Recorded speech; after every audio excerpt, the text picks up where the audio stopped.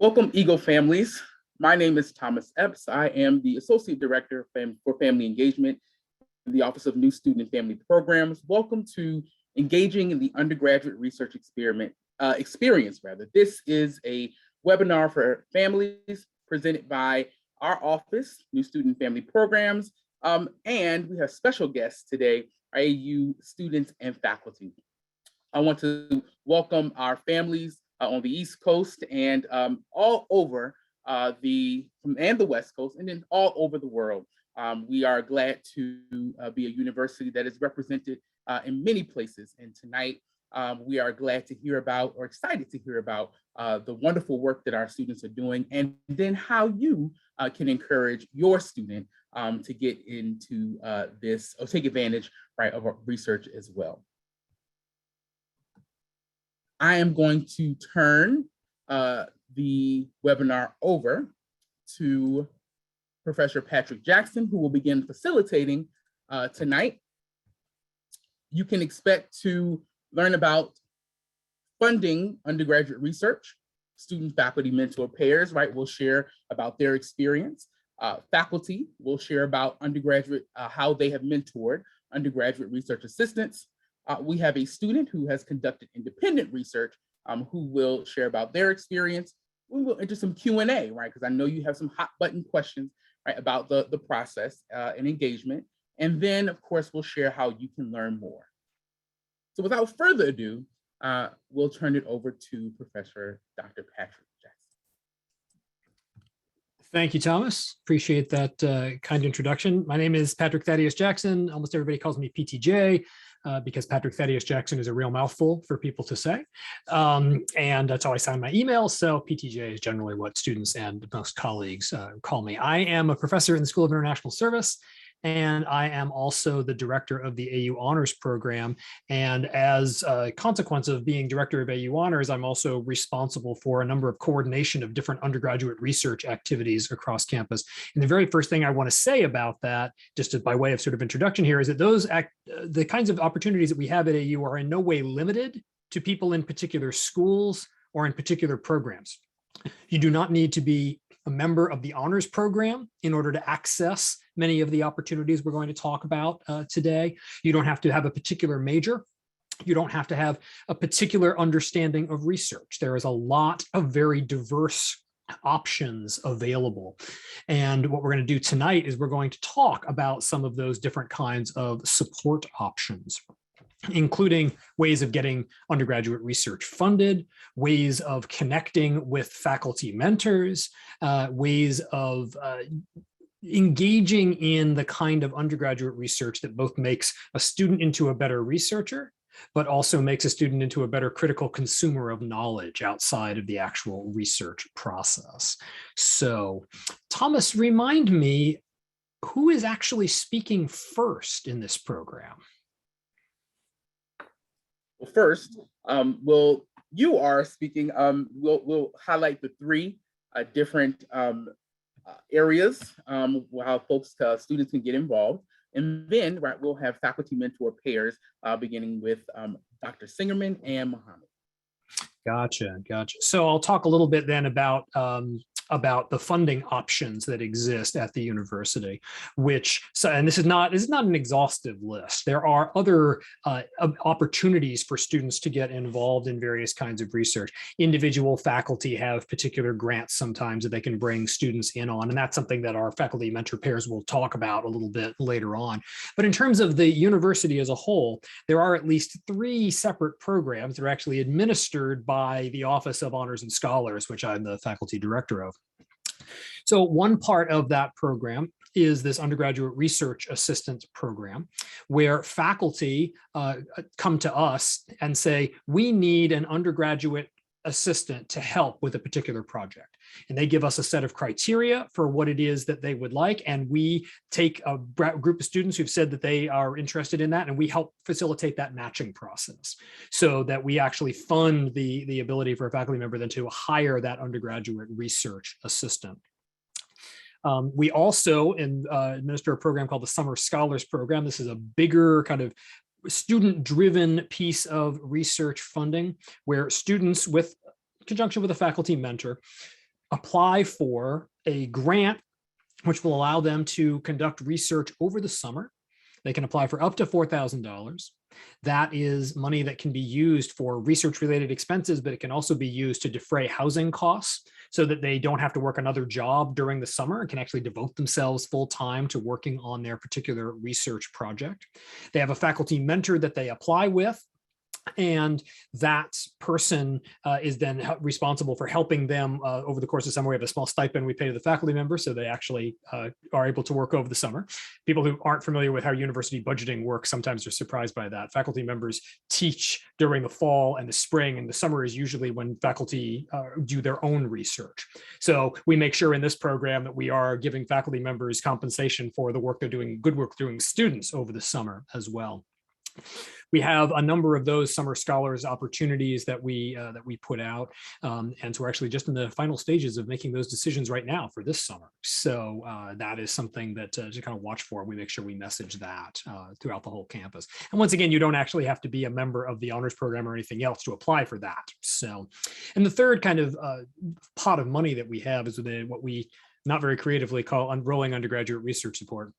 And that is a sum of money or a pot of money that can be accessed for particular activities that students are engaged in that they need some assistance with. So we're going to go present a paper at a conference. You need to pay a registration fee for that. Sometimes if students are engaged in particular kinds of research, they need to acquire certain equipment, pieces of software. We can pay for things like that. You want to make a well-designed, well-printed research poster, that's something that we can pay for and help out with. If students are administering surveys, say, sometimes there's a standard kind of incentive to get people to participate in surveys where you give small gift cards or small, you enter into a drawing for some small gift. We can help that. So that money doesn't have to come out of the students' own pockets. That money is something that the university provides. And that's accepted on a rolling basis. And as a good proposal comes in, then we consider that and we're able to help fund that. So those are kind of three university-wide opportunities for people to apply for funding that can help to underpin and support what goes on in undergraduate research. But that's, of course, not exhaustive. There are lots of other sorts of avenues and lots of other sorts of opportunities. And I anticipate that as we start talking to some of the student faculty mentor pairs, they're going to talk about some of those opportunities themselves. So with that, let me turn it over to our first student faculty mentor pair, which would be Mohammed and Diane.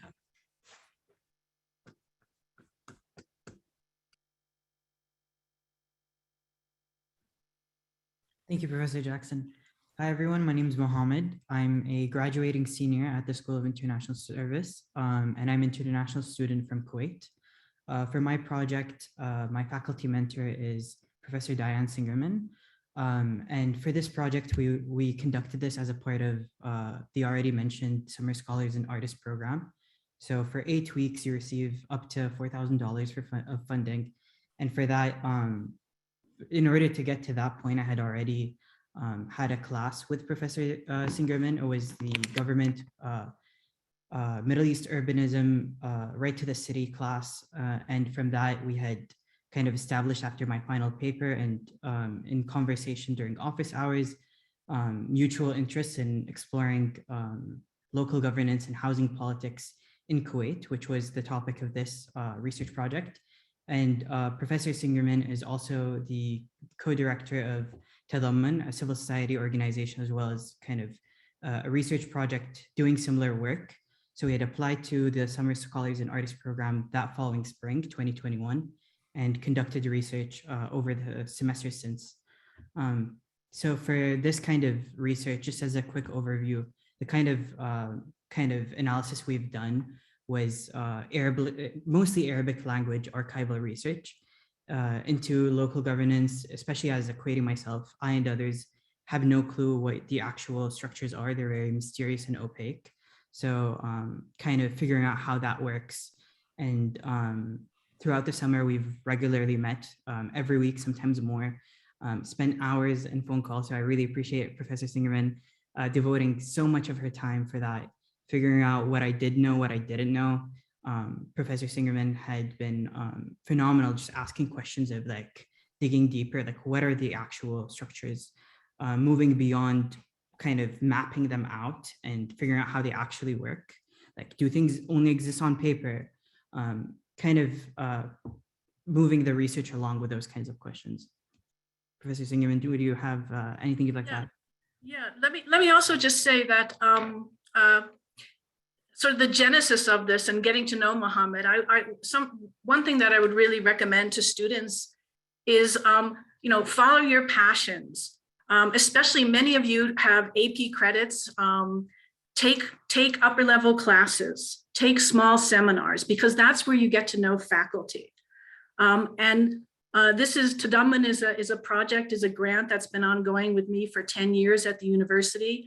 And we were interested in trying to figure out about local government. It was a wonderful opportunity. Mohammed knows a lot about Kuwait, but wanted to dig deeper. And what I would say is the wonderful thing about these summer research grants is it turns a student into a colleague, and it benefits both of us.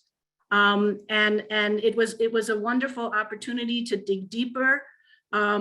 Really passionate students, really smart students, students who want to learn and want to be challenged can tremendously benefit from an in-depth research experience. That's not always possible with all of the classes that students have. But so taking a leap, one doesn't have to be confident or arrogant or anything like that. It's just that you share interests with faculty. Faculty have research to do, they're overwhelmed, they have grants, they have teaching. And so it's a great opportunity for us, whether you're undergraduate research assistants or whether you get one of these awards. And I'll just continue with Mohammed. Go ahead. Yeah. Thank you. And I'd second that. Just from a student perspective, course registration, figuring out what the actual courses you're into, looking at faculty's AU website. Sometimes, usually they say what faculty you're actually interested in, so you can resonate in that sense. Also, sometimes speaking to other faculty can point you towards their own colleagues. So someone will say, I might not be interested in your particular question or case or whatever, but I know my colleague teaches a course about this. Would you like me to put you in contact with them? And it just so happens that just this semester, one of my faculty mentors for another project for my SIS honors thesis had done that had put me in conversation with faculty both at AU and neighboring universities. So I just would second that it takes kind of your own agency and like going out of your way to secure those. And certainly also, of course, it starts with office hours and getting to know your professors, but not just like introducing yourself, but substantively how students share concerns and share interests with other faculty, and talking about your interests and their research can be really useful. Great. So thanks for that. It's a good insight into how some of these faculty-student pairings work. We're going to hear from a different pairing now, from Emma and Salvador, about the project that they were working on. So I'll turn the floor over to the two of them. And I'm also a graduating senior this semester. I'm a sociology major and a transcultural studies minor. And so I met Professor Vidal-Ortiz through two of my classes my junior year. In the fall, I took Latinx studies through the sociology department with him. And in the spring, I ended up taking a second class called Approaches to Queer Studies through the Women's Gender and Sexuality Studies department. And so in addition to echoing Dr. Singerman and Mohammed about the vital importance of office hours, I also built like a mentor relationship with Professor Vidal-Ortiz through this continued classes. Like I thoroughly enjoyed my experience in his first class, learned a lot, gained a lot of new perspectives and readings. And so that connection like encouraged me to take a second class with him. And in fact, both of those classes, those subjects together are kind of what brought us together to this research project that we embarked on through the Summer Scholars Program. So a year ago we started, and through office hours, I met with Professor Vidal-Ortiz originally talking about final paper ideas, but soon those conversations turned more to like my personal interests, my personal goals and passions, and like how I was trying to learn more about different subjects and figure out possible careers. And just as those conversations grew, Professor Vidal-Ortiz um, began to connect me with a colleague and friend of his, Letty Gomez, who is a DC resident, and she's been in DC since the 1980s. And in the 1980s and 90s, she was a foundational leader of an organization called Enlace, which was the DC metropolitan area coalition of Latino and Latina lesbian and gays. And so this was an organization of solidarity and community for gay and lesbian Latinos. And it ended in the 1990s, but in the 30 years since then, Ms. Gomez has kept a collection of boxes of all of their documents from this time. So financial records, newsletters, correspondences, letters. And the project that we applied for the grant to complete was to create an archive of all of these documents so that they can be preserved because they're a vital part of DC history, gay, queer history, Latinx history, all of these ideas together. So rather than simply using archives as research, this was a learning experience in actually curating an archive from a corpus of documents that were yet to be organized. And so over the year, it was also community-based research because through this whole process, as having Professor Vidal-Ortiz as my mentor and helping guide me through the process, we were also working very closely with Ms. Gomez. And so all the decisions we made were run past her first in terms of like curation and organization. And also we would check in with her about like the stories behind certain documents, any questions we had. So it was community-based in that sense. And so these archives will eventually be a physical copies donated to DC's Rainbow History Project, but additionally it'll have a huge part of the process has been digitizing all of these, which we've also worked very closely with AU's archives and AU's archivist Leslie Nellis, who has been incredibly generous with donating her time and her resources and her knowledge into like teaching us what it means to create an archive. Yeah, Professor Vidal-Ortiz, if you have any input. Absolutely. I just want to add, it's been an honor to work with Emma, and I have to say, in addition to the 2 courses she took with me, we also did an independent study over the summer so that we could actually delve into questions, the political questions about why an archive, right? And we were particularly interested in Enlace, which literally means link in English, because these are archives of DC Latino communities and DC queer communities. And one of the things that happens for those of you who are not in the DC area or less familiar with the DC metro area, is that we have so many organizations that are national and federal and international corporations and international NGOs that the local politics take a backside, right? They take a backseat. And so part of the project was also to highlight that there have been communities working in community organizing and mobilization locally, and that those politics need to be visible. So it was a strategy of choosing to create an archive. And I just want to underline that. Emma is not only analyzing the contents of the archive. And Emma and I sat down and looked at all of the contents, talked about the different themes that could be developed from an analysis of those. And she has been scanning and producing a metadata sheet that will help the university populate the page so that it goes live. Anyone in the world will have access to those archives. So that's the importance of this kind of project. The one thing that I would add about working with Emma is that she had drive, she had an interest, she was curious about looking at all of the components. Why is this connecting these 3 different organizations that make no sense together, right?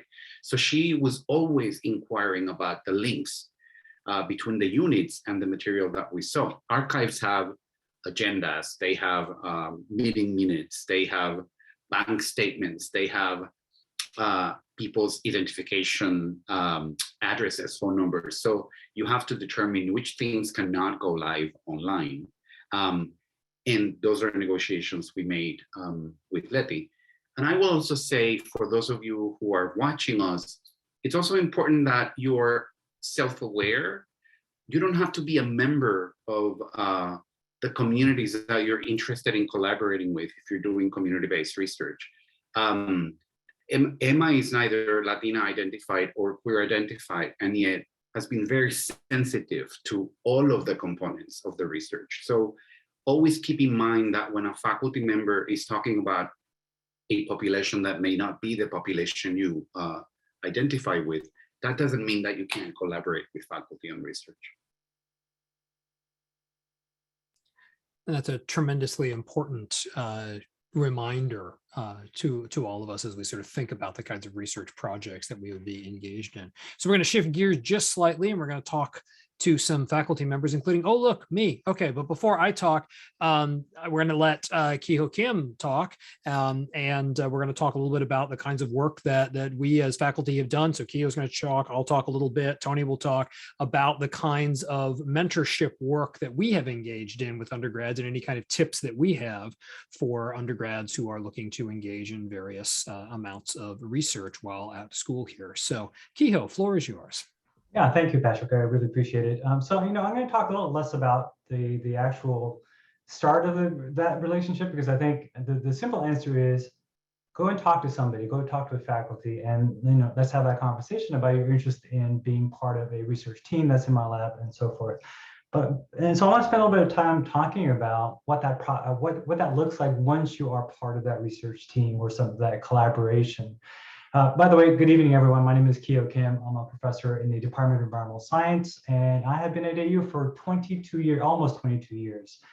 I'm a marine ecologist, and for my research, I study what contributes to the health or the decline of coral reefs and adjacent ecosystems like seagrass beds and mangrove in tropical marine environments. And so my work takes me and my students to places like Guam and Saipan, and I have plans to travel out to the American Samoa this summer, hopefully, to carry out that kind of work. And very typically, when I do travel for work, I have students with me, both graduate and undergraduate students, who come out, either help out on the projects that I'm working on or carry out their own independent projects that are funded by the work that I do. And so when students travel with me, all of their travel costs, the living and the food, all of that stuff is paid for by me and the grants that we get for that work.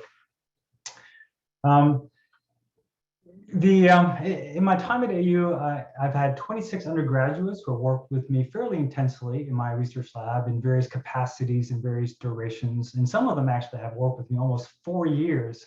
That is the entirety of their time at AU. And so some start with me right at the beginning of their first semester at AU. And then typically that happens because they happen to be taking my class and they're interested in the work that I'm doing, and they simply make an appointment to see me, as I said, to ask about what I'm doing and whether or not there may be opportunities to engage in some of that work.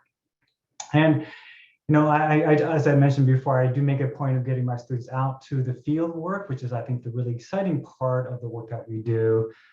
Again, all paid for by grants, and those students who do work with me intensively for several years at a time sometimes also become a co-author. In fact, I have 10 undergraduate co-authors as part of my research publications. So in fact, in one case, one undergraduate was a senior author that is a lead author for a recent scientific paper that we published on seagrasses. And then they take that experience to apply to graduate school, to medical schools, in fact, and as well as other professional opportunities.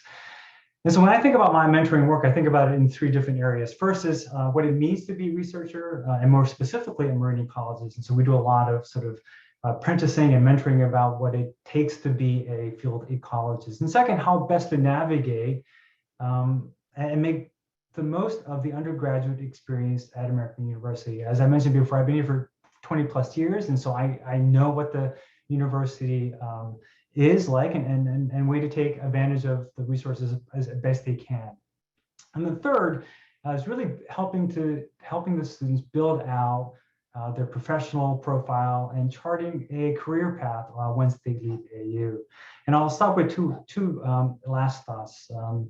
The students with whom I work become part of my academic family, and I take that very seriously. In fact, that relationship that is created is something that is long lasting. In fact, I remain in touch with many of those who have worked with me even after they leave at AU. And that part is probably the most gratifying part of the work that I do as a faculty member at AU. So I really cherish and value that relationship that I build with my student mentees. And the last thing I will say is that, again, to finish out what I said in the beginning, the way students find their way to my research team is to simply ask, and then for us to have a conversation. And so I'll stop there, and you see some pictures of my students who have traveled with me to Saipan. You can see obviously Guam and to Chuuk, and so wonderful fun places. And I bring them all back, which is really the important piece of that, right? They all come back in one piece. So I will stop there and hand it off to the next person. Good to hear that they all come back. I think that is an important message to underscore.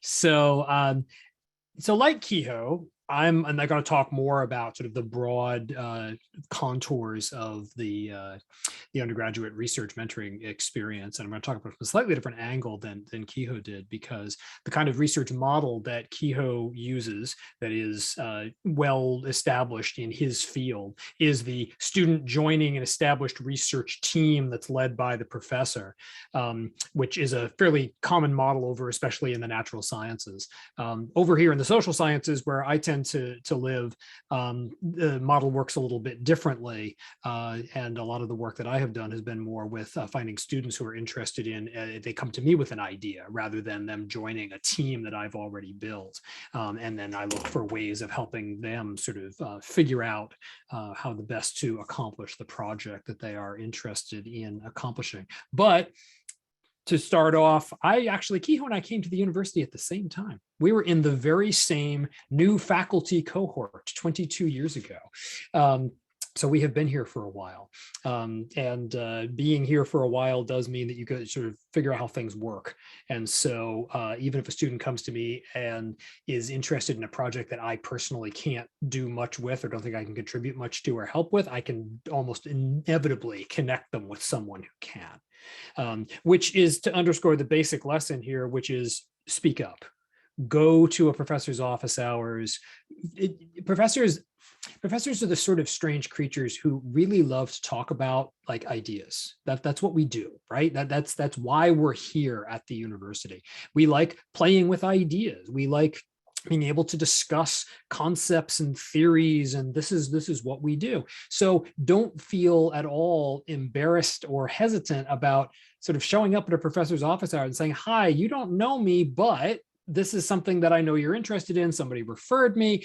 Reach out, email people. Hey, I read this on the website. I saw this thing that you're interested in. Most effective way of getting a professor to respond to you is to say, I read this thing that you wrote. Because then the professor goes, oh, wow, so 3 people have read it. Awesome. And then you actually start having a conversation with the student. So, don't be afraid of anything like that. The basic points I want to make that I have here on the slide. Why do I have a picture of a potter at the wheel? That's what that is, potter's wheel. Research is really kind of a craft practice, right? It's not, you can study theories about research, but actually doing it is the sort of thing that you need experience with. You need mentors to be able to help you kind of figure out how to put particular pieces together. And like pottery, you learn how to do it by making really bad pots and having people critique them, and then you make better ones. So when you start doing research, your first pieces of research are not going to be fantastic. Of course they're not, because you're still learning how to do it. And what you want is you want to be in an environment where and have some mentors who are able to help guide and improve your practice as it goes. So with the way we do this in AU Honors is we kind of throw people right in their first year to starting to do some team-based research projects. And we tell the students up front, look, one of the things you're going to learn from this team-based research project is that you really don't know how to do this thing that you set out to do. but you're going to make the best effort you can, and you're going to run into all kinds of challenges. And then we're going to help in the sophomore year, give you classes that are going to help address some of those challenges. And then you're going to do it again in the sophomore year in your challenge course. And then you're going to do that, and it's going to be better, and you're still going to be dissatisfied with it. And then you're going to go and take other classes, and you're going to go do a capstone eventually, and it's going to be even better, right? So it is definitely a kind of improving craft practice. You only get better at doing research by doing research, and by doing it in the company of other people who have maybe been doing it for longer, which is what the faculty serve in that particular role. In a way, you should think as an undergraduate about undergraduate research as learning how to ask better and better questions, which is weird because sometimes we think that what research is about answers. Any of us who are professional researchers will tell you that answers are few and far between, especially definitive answers. But better questions, more illumination of particular issues, right? Those are things that we can actually kind of wrap ourselves around a little bit. And particularly as an undergraduate student, the most important thing is learning how to ask better and better questions, questions that can be answered with appropriate techniques, figuring out what the right technique is for the question that you want to ask. Now, there are several ways in which one can sort of learn this, and we've talked about a few of them already so far on this call. Certainly, formal coursework helps. Most fields and disciplines and majors have kind of a research design or research methods course that they have at some point, or it's integrated into like a survey course in some way. So you get some of that through formal coursework. But as we've also talked about, there are awards and other possibilities of doing independent research with faculty mentors. There are also, and never underestimate the power of the independent study. So you as a student are really interested in something, and it turns out that there isn't actually a class on exactly that specific thing, because if we tried to do that, there'd have to be 7,000 classes at the university every semester, right? Because every student would want something a little bit different. So no, you have something you're really interested in. Great. You have a faculty member who's also interested in something like that. There are possibilities that you can explore with academic advisors about doing an independent study where you would be able to design, this is what I want to do. These are the kinds of things I want to read. These are the sorts of activities that I want to engage in. Take control and take possession of your own learning possibilities when it comes to that. And don't be afraid to ask those questions. Well, that's what the requirement says, but is there a way I can kind of twist this around a little bit to something that I'm more interested in? The curriculum exists to help you learn. And if there are ways that substituting things can help you learn, then explore those options, right? Find faculty members who are kind of interested in doing this. As I said, a lot of the model that I personally have engaged in has been when students come to me and say things like, so I really want to write a paper about the concept of irony and how that relates to comedians trying to make jokes about race and gender issues. Like, can you do that ironically? And does that actually help? Or does that just like reinforce stereotypes? And I really want to explore that. Okay, that's not what my research is, but I think it's a fascinating topic. And I know a few things about sort of theories of irony and theories of representation that I could sort of help give the students some stuff to read. And then they go through and they start working with it. And as we go through the project, we say, you really need to bring somebody else on board here who like understands how television production works, because you're talking about television comedy specials. So like, we really need to get one of our colleagues over from the School of Communication. So let's bring them on board too. So you kind of build it that way. And I'm giving you not a hypothetical example, I'm giving you an actual example of something I'm supervising this semester, where the student comes to me rather than saying, I'm already sort of working on this, because the kind of stuff I'm working on doesn't often translate into exactly what undergraduate students are doing. So be aware that faculty are usually quite willing to supervise projects that are not directly what they themselves are doing. Right? We faculty are here both because we like playing with ideas, but also because we like working with students. And we like having students have their own ideas and say, you know what, let me help you nurture that. Let me help you develop that a little bit. Let me see where that goes. And then maybe one of the places that goes is it turns into applications for a merit award scholarship. We have a marvelous Office of Merit Awards here on campus that regularly involves students in preparations for Fulbright grants and Boren grants and graduate school study and all kinds of things like this, where you have to be articulating a set of research proposals as part of the application process. And they're very, very happy to work with folks on doing that. So that kind of independent research can be very helpful, not just in the immediate term of getting requirements done and working through your undergraduate program, but also for things that you do afterwards, right? So these things can sort of blossom out from there. So follow your passion. If you want to work on something, ask around, and I'm sure there are people that we can connect you with who are also interested in helping out with that. So that's something to be aware of and something to be kind of proactive about as a student. Nothing delights a faculty member more than somebody coming in with a cool new idea.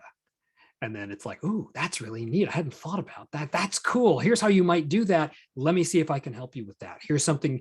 Be aware if you're a student, if you go to a faculty member's office and you say something like that, you're going to walk out with a list of about 30 things you're supposed to go and read, because that's what we do, right? So we give you a whole bunch of stuff. Here's some stuff you can do, but that's great. Those are exactly the kinds of intellectually interesting conversations that we love to have. So please come and talk to us. With that, I'm going to turn it over to the third colleague here, who is going to talk about the research mentoring and working with undergraduate research assistants, and that is my colleague from the School of International Service, Tony. Good evening, everyone. Thank you for joining. So as Dr. Jackson said, I teach in the School of International Service. I teach intercultural communication.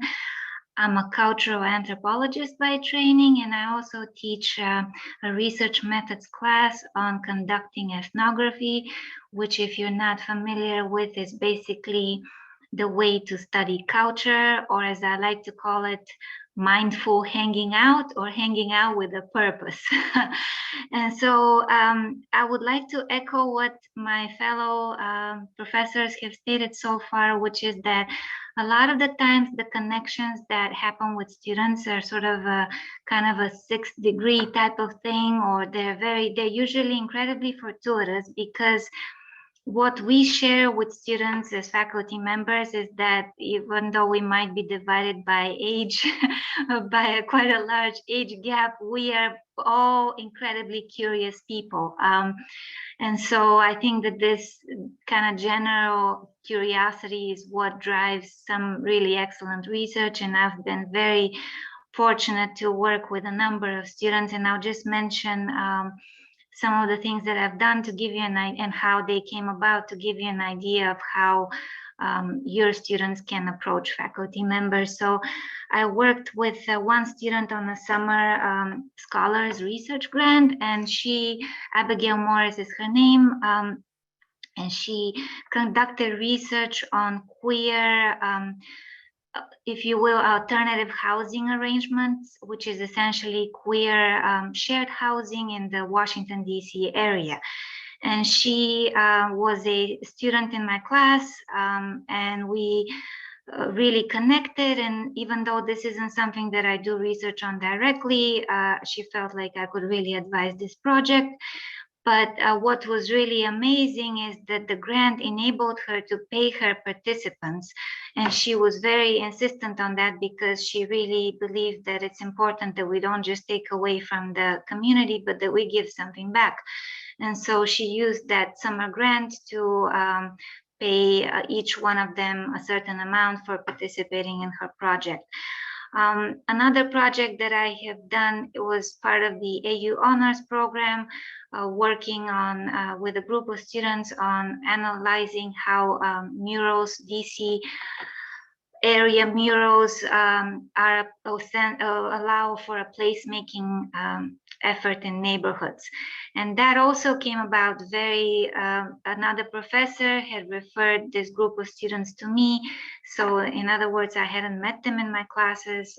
They just approached me, sent me an email, and the project sounded really exciting to me, especially because I've done my research myself on gentrification and placemaking. So it sounded like something that I would love to be involved with.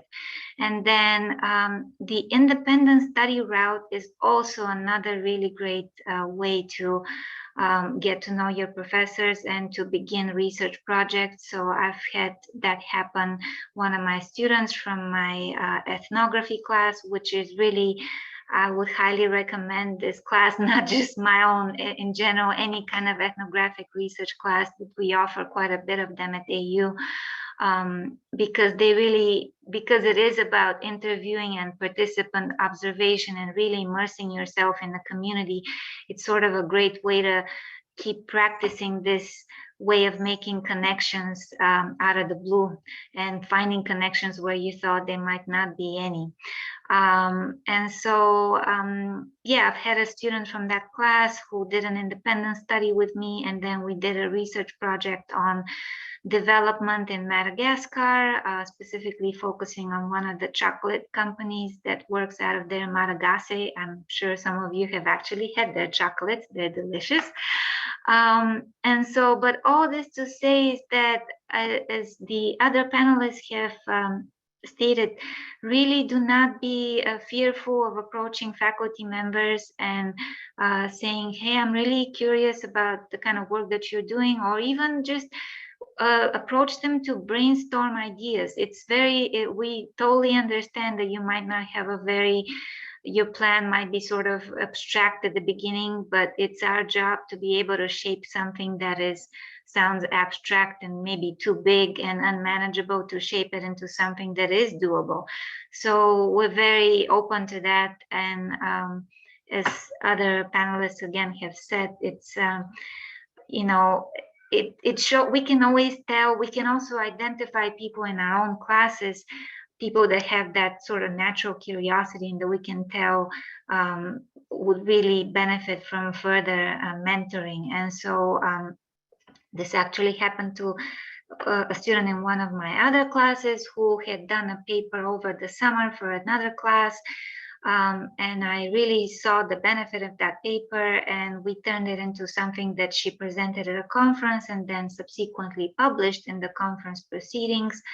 And then even further, I now teach her paper, the original version and the version that we came up with at the end in my ethnography class, so that I can really show my students the difference between something that is in its kind of nascent stages and how it coalesces into something really amazing. So yeah, thank you. Excellent, thanks for that. So we've got one more speaker, and I'm particularly delighted to hear what she has to say, because I think this is just the coolest project. So Perry Munter, who was a recipient of the Summer Scholars and Artists Grant last summer, did this marvelous project with Bob Dylan's influence on US common law. I mean, just a fantastic topic. So if you want to talk a little bit about your experience with doing that, and then we'll be able to open it up for some questions. Yeah, hi everyone. So my name is Perry Munter. I'm a double major in philosophy and legal studies, and I'll be graduating this spring. I plan to take a couple of years off, but then ultimately go back to get my PhD in philosophy. So I'm listed here as an independent scholar, but I want to start by saying that nobody is truly an independent scholar. We all come from and rely on an interconnected network of mentors, peers, and other scholars who contribute to our research and our writing in different ways. And that's really what we're here tonight to be talking about. So as you can see on the PowerPoint, I received the AU Summer Scholars and Artists Grant in summer 2020, so first summer of COVID, which feels so long ago now, but that was a really memorable project for me. I received the funding to collaborate with JLC Justice Law and Criminology professor Michelle Engert on her book manuscript, which studies Bob Dylan's impact on US common law.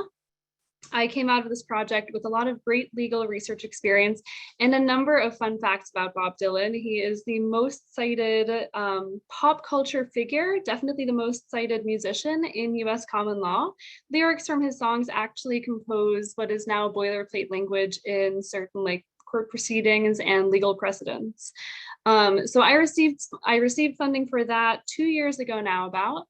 And then most recently, I received funding to attend the American Philosophical Association conference, the Pacific Division in Vancouver. That was just last week. I got back to DC on Sunday, and I attended that conference because I was there to chair the APA Diversity Institute Alumni Panel. The APA, American Philosophical Association, sponsors what are called diversity institutes, and they sponsor these over the summer at different universities with the goal to increase underrepresented populations in the field of philosophy. So I myself attended one of these programs last summer, and then I got connected with this opportunity to chair a session, even though I was just an undergrad. So I got connected with those opportunities through my mentors. So of course, with the Bob Dylan Project, I took a class with Professor Engert my freshman year, and we've stayed in contact ever since. I was really looking to get some research experience during the summer 2020. This was before COVID had started, so I figured I'd love to stay in DC. But even though we ended up doing this research completely virtually, it was a really great way to stay connected to the campus at a time where it felt like it was otherwise nearly impossible to be connected to the campus community while in a remote session. So that was a really valuable experience for me. And then in the philosophy side of things, philosophy professor Asia Farron sponsored my funding application, and she's the one that's connected me with these American Philosophical Association opportunities.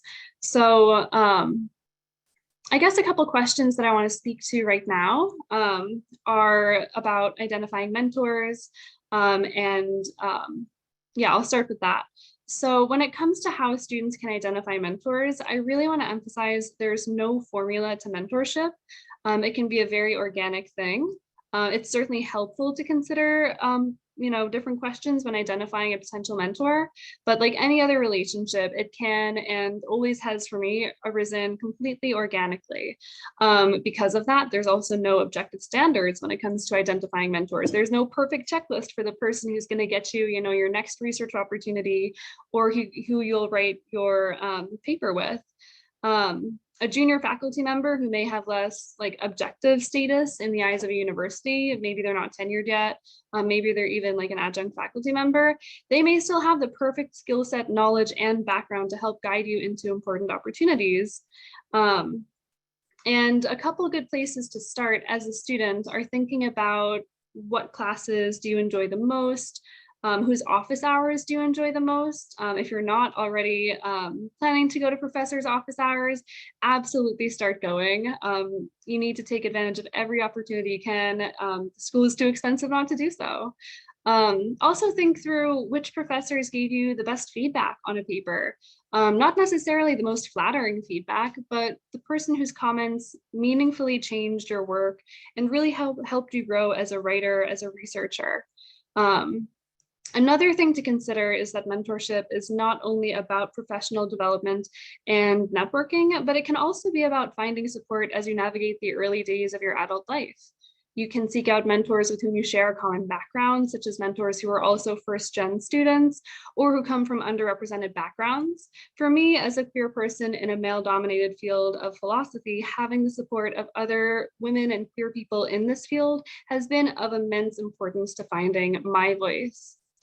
And you'll also want to communicate clearly, ask questions. If you want a professor to mentor you in a specific role, ask to work for them as a core leader or a research assistant. Explain what you're looking for and why you think they are particularly suited to the experience and skills you're seeking. The worst thing they can do if you ask them is say no, and then you're in the same position that you started out in if you'd never asked them at all. And you'll want to remember the overwhelming majority of faculty are excited to mentor students. Students are never a burden. This is literally their job as educators, and students deserve to have mentors that support and celebrate their accomplishments. In terms of how my mentors have impacted my experience at AU, having mentors in both my majors in philosophy and legal studies, and even in the government department, from when I entered AU as a political science major. In philosophy, Professor Asia Farron connected me with the philosophy program, the summer program that I attended in summer 2021. And that's what led me to chair this session at the APA conference. Again, like I said earlier, thanks to my work with Professor Engert in JLC in summer 2020, I've got a strong background in legal research and analysis, which as a graduating senior has been a big boost to my job search now that I'm preparing to graduate and enter the job market. For me, the bottom line is my mentors, my faculty mentors have helped really define my experience as a student at AU. Even when COVID removed me and so many other students from the campus environment, my mentors helped me stay connected to my passions in philosophy and legal studies and offered me many opportunities to grow in these fields beyond the scope of this university. I really can't think of my experience in undergrad without thinking of the faculty who have shaped my time here. And I'm immensely grateful for the funding that's enabled me to work with them in such a close capacity. Those are the extent of my comments for tonight, but I'm super happy to answer any questions that people might have about being a student researcher at American. Thank you. Marvelous. Thank you for that, Perry. So I'm going to turn the floor over here to Karen, who's going to funnel some questions to us, I believe. I mean, really, Perry, you were such a great closer for this because I think you really addressed so many of the questions and thoughts from our audience members for this evening. Now, families, some of you recognize me from earlier events in our series, and some of you from our new Eagles, and you've heard from me before. So maybe you know that I'm a double Eagle myself. I have 2 AU degrees. I'm also, though, the parent of a current college student and a graduating senior who just got admitted to AU.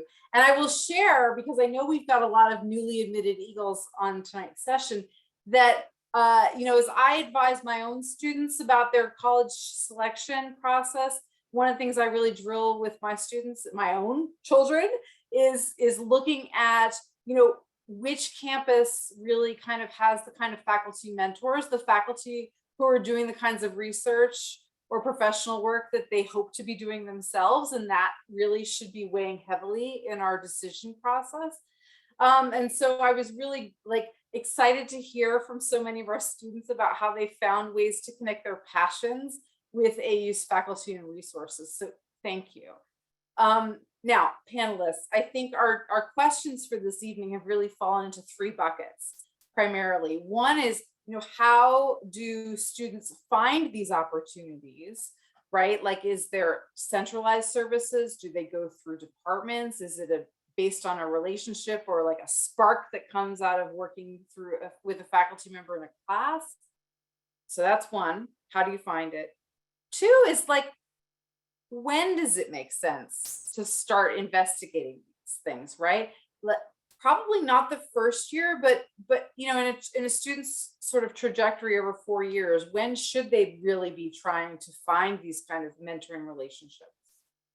And 3, to really kind of share, and I think you all have done a great job of giving an overview about whether these are happening through class research assignments, independent studies, or passion projects. But I want to open it up and let folks who've been participating this evening kind of chime in and share. I think, again, those are the 3 things.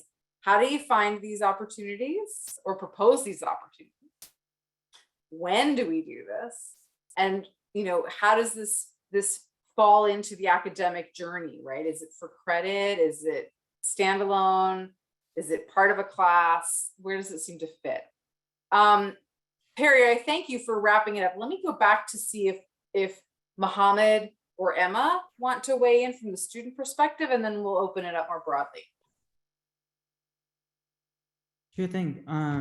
I would actually just add the fact that personally, from a student perspective, I don't think anyone here was kind of paying lip service to the fact that in my experience, I don't think anyone had forced their own project or what they thought was kind of worthy of research or their own ideas on any of the projects I have.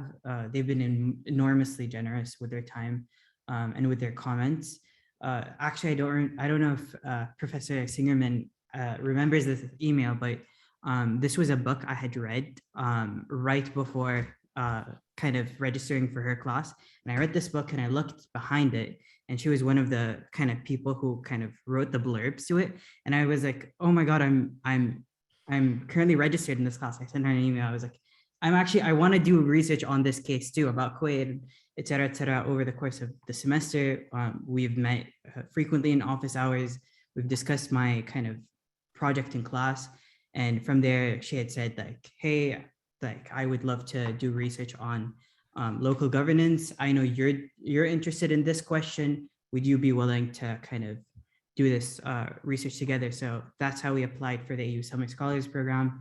And I would just kind of echo how those grow organically and from your actual interests, kind of in a sincere sense.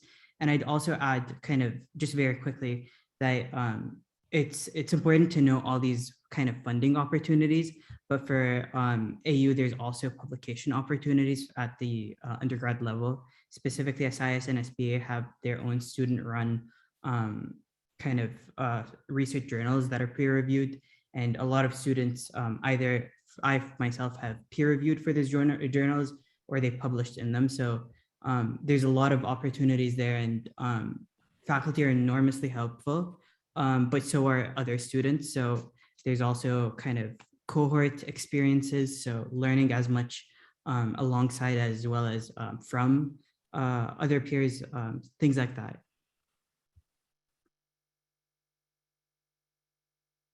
Thanks so much. Emma, did you have anything to weigh in with? I can speak really briefly to that third question about like where it fits into, I guess, like coursework or otherwise. For me, I found that it's really been a year-long process, and it's fluctuated in different ways that it's happened. So it began as personal interest, which we then realized could be helped with the funding of the Summer Scholars Grant.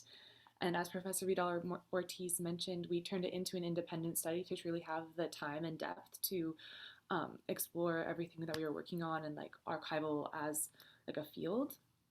But we realized soon that the scope of the project couldn't be contained to just the summer.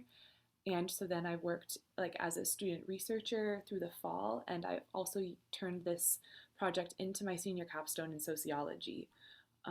So it's been able to, through like the guidance of various faculty members, truly like expand and morph and take on to fill a lot of different roles within my time at AU, which has given me a variety of perspectives to write about this project through and think about it through.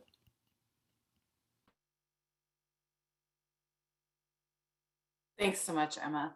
I don't know if our faculty members want to weigh in a little bit about advice to parents about how we support our students in reaching out to faculty and taking advantage of those things like you've mentioned, folks, office hours, or just identifying, you know, like where we see faculty members publishing or doing this work. Faculty, what kind of advice would we share with families? Can I say something also just to maybe explain something that's come up in various comments is about external grants. A lot of professors, the university encourages us to seek outside funding for our research interests. And so sometimes, for example, I don't teach because I'm working on these grants, and I've been doing it for about 10 years or so. But that means that there are other pots of money, potential internships, research trips. And so that's also something that students can check out. But one thing that I would also say that one of the ways I've gotten to know my students is through class, and ones that are really interested, writing, exuberant. I seek them out, they seek me out, not just in office hours, but doing independent studies, doing serving as, I've had many students serve as research assistants for Tadamman, which is this organization that I work with in Egypt. And then that turns into other things. And so I would start at also a really basic level of working hard in your classes and getting to know your professors and investing a lot in your academic work, because that also shows us who's interested and who might be approachable and who might be useful to us, because also it's not such a fabulous thing when you have a research assistant that doesn't really pan out. So people that can help us is something that we gravitate toward. I would also say just go to lectures. There are lecture series. I started an organization on Middle East studies at American University. The philosophers, everybody has lectures and research centers. And so that's another way of getting to know faculty outside of classes and just and meeting people with shared interests. And that's another way of navigating all of this.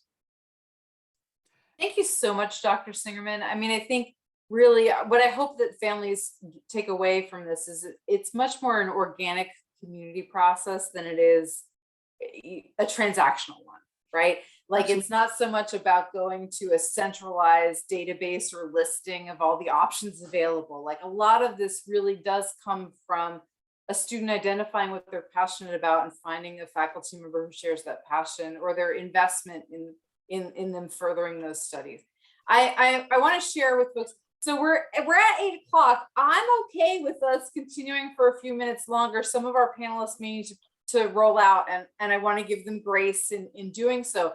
But if there's a couple more questions or if others want to chime in on their feedback or suggestions, I know that some folks have asked about the timing. So, you know, I will say as the director of new student and family programs that, you know, a lot of us kind of suggest that our first year students really focus on learning how to be a student at AU for the first year, and they not try to race through some set of credentials or resume items. But that's where I sit. Now, I don't know if students, faculty have other suggestions about when it feels right for students to sort of pursue these higher level research opportunities. I'd be happy to speak to that point. So I worked with Professor Engert in justice law and criminology when I was during my summer before junior year. So I had just finished my sophomore year. But that wasn't necessarily my first time working with a faculty member. So my sophomore fall, I was actually a core leader for a government class. It was like, you know, Gov 110, very basic politics in the US. And then that same summer that I was working with Professor Engert, I worked with another government professor to core lead another summer course. So I kind of worked my way into doing a research role through first being in sort of a classroom facilitation and assistance role. And through that work, I got a sense for working with professors, working with faculty members, and then, you know, wanted to get some research experience, not just facilitation. And I did this research project with a professor that I had met my freshman year. So to kind of echo a point made earlier, even if you're not doing, you know, this kind of research work for the first 2 or 3 years of undergrad, you start building those relationships from the first day you set foot on campus. So I had met Professor Engert. She taught one of my first freshman year JLC classes. And through knowing her through that class, she became one of my mentors. I did this research project with her. And even though that was about 2 years ago now, I still keep in touch with her to this day. So I think for me, starting out working with professors as a core leader was a really great way to sort of step into a more independent role as more of an independent researcher, collaborating with a professor on a book manuscript. And then from there, that was a great launching point to get ready to chair a session at a philosophy conference. So I kind of scaffolded it. This was not intentional. It's just serendipitous, it worked out this way. But for me, scaffolding it in that way, kind of working my way up to different roles, working with faculty members was really helpful to building the confidence that I needed to go to a philosophy conference by myself, chair a session, and take a leadership role in that way. Thanks so much, Perry. I'm going to turn for a minute back to Dr. Jackson to share some thoughts on this.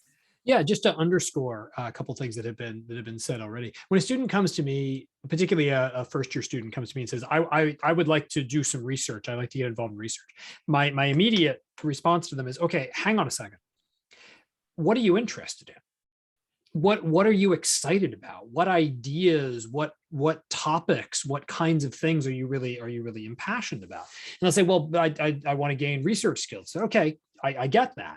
But the best way to gain research skills and research experience is to have something that you are passionate enough about wanting to know that you will put in the work to acquire the right skills and the right readings and the right experience to be able to actually answer the question. And it takes time and experience to figure out how to ask the right question, not just the right question according to some abstract formula of like how we ask questions in particular fields, but the question that's right for you. So what is the question that I really want to know the answer to? And it takes time sometimes for people to kind of develop that. And so it takes some people years and years and years. That's why they go get PhDs. They spend most of their time in their PhD program going, gosh, what question am I really interested in? So what we want is we want to create an environment where we want to facilitate an environment where students can learn how to ask those sorts of questions. So for me, when a student comes and says things like that, or when they say, I want to do an internship, same basic answer. It's, well, what are you really interested in? And can we find that passion? And then can we think about facilitation, matching, putting things together? Now, with some students, just based on sort of where they are, they come in from day one with, I know I want to work on this. Okay, great. And if you're that student, wonderful. And if you're not that student, also wonderful, because you have a number of different things and you haven't quite found the thing that you're passionate about yet. When you find it, okay, now you're going to be willing to put in the work and do what it you need to do in order to help actually advance that interest. So whenever that happens is perfectly fine. And that's the thing that I, at least as a faculty member, watch for when the student is able to articulate that. And then it's like, okay, now we need to get you plugged in. Now we need to get you connected up with some things. Now we can start talking about that independent study or joining that research project or something like that. So passion first, skills come along after you have the passion. Can I add something to that? By all means, I think a couple of my panelists want to chime in, and I'll invite you to do so. So, I'm going to propose a different model for how students engage in research. And that part of it reflects how I ended up where I am. And that was in a way that I wasn't sure of what my passions were. And I don't want people to think that you have to have that burning passion before you step into that research space, at least in the field of natural science. I have many students who come to me who said, I'm interested in this field, but I'm not sure about it exactly.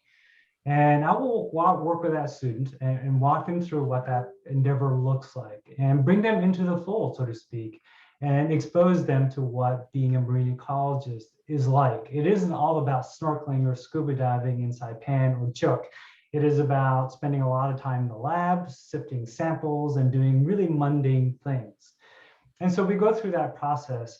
And some of them realize, yes, this is really exciting. I'm really passionate about seagrasses of all things. Or some people say, you know what, this is great, but I don't think I have a burning desire to wade through mangroves or go snorkeling. I mean, who could imagine that? But people do. And so I also welcome students who are thinking about my field as a way to sort of dip their toes in the water, so to speak, in marine biology, and also entertain those students as well. And so I don't want students to think that they have to have this burning desire before they even speak to a faculty member. I thank you for that, because I think I find that there's a lot that differs across the disciplines at American University. And I hope for families that one of the takeaways here can be about encouraging your students to approach their faculty. And I realized that especially for the families who have first year or newly admitted students, that this can be kind of intimidating, that a lot of our young adults are not sure how to start that conversation. What does that look like to see a faculty member for office hours? Like, is it just for asking for an extension on assignment? Or like, how do you have that conversation that's really saying, hey, I'd welcome your feedback, or I'm really interested in what you're doing. Can you tell me more? And I think that we try to structure some opportunities for students to approach faculty and to start to engage with them as sort of intellectual colleagues. And that takes some doing. And so that's why, like, I know where I sit with new students, we really look to say, hey, maybe it's more of your sophomore, junior year that you're sort of looking at finding yourself engaging with faculty on that kind of like those intellectual questions. But Mohammed, I know you wanted to chime in. Yeah, just to kind of essentially bring those contributions together. For my experience, like kind of going back in time before kind of the junior AU Summer Scholars Program, I had initially applied to the Olson Scholars Program. Professor Jackson, I'm sorry, you're gonna have to excuse me, just like always, I'm not paid promo, but it really is a great program. In the sense that you apply in your freshman year and then you begin in your sophomore year. The first fall semester, you figure out what your question is. A couple of weeks, you just figure out what the topic is. You dip your toes in the literature, and then you try out different models, different kinds of ways of asking your question. And for that specific program in the SIS, but also you have other similar programs in other schools, it's cohort based, and I myself and other members of my cohort just ask a question and then change it drastically over that semester. Like my first question was about the environment, and then like humanitarian intervention, until I went to like democratization and nationalism in Kuwait. And from there, I was like, okay, I think this is the question I'm really settled on, the one I'm most interested in. That following semester, you actually conduct the research, you present it, and you're like, okay, this was a great experience, but I have more questions than I have answered, and I'm not entirely comfortable with how I approach this.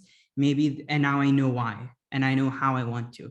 So junior year, that sophomore year, I applied to the SIS honors program, and then you do your junior and senior year conducting research. And for that, like that topic change, and I feel more comfortable in like knowing what my passion is. And that's how I think kind of the different experiences I had thereafter with Professor Singerman, with other professors, I felt comfortable with kind of committing to a question and discovering new ways of kind of investigating it. Thank you so much, Mohammed. Folks, I know we're over time and we've got just a few minutes left. I wanted to invite Dr. Vidal Ortiz to share some closing thoughts before we wrap up. And folks, I've shared out, you can reach out to us at auparent@american.edu with any questions that you might have. And certainly we'll make available a copy of this recording for you after the session closes. Thank you so much. Dr. Vidal Ortiz? Yeah, I'll just say in 60 seconds or less, I think for parents, because you were asking us to address that too, if your kids are talking to you about something that seems awkward that they learned in this class of art history, and they've decided that they're majoring in SIS, listen to that.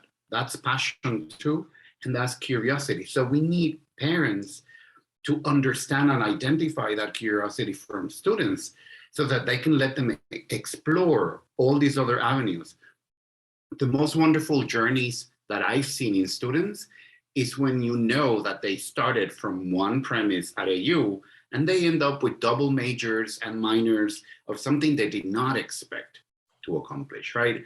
That's really wonderful for us as faculty to see, but we also need parents to have, to lend that ear to notice that. Thank you so much. I think that's really a resounding note to end on.